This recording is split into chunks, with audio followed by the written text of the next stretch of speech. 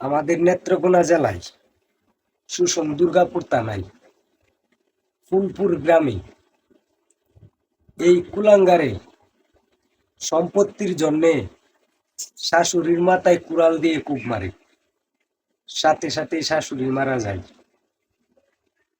পুরো এলাকাবাসী আতঙ্ক হয়ে যায়। তারপরে এলাকাবাসী তাকে ধরে আটকে রেখে থানায় কল করে, সাথে সাথে পুলিশ গিয়ে তাকে অ্যারেস্ট করে আনে।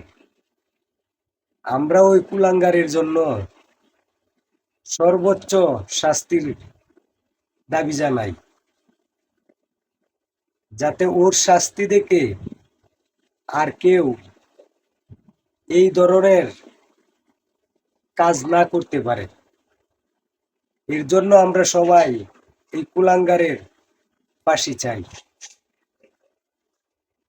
ভিডিওটা সবাই শেয়ার করে দেবেন।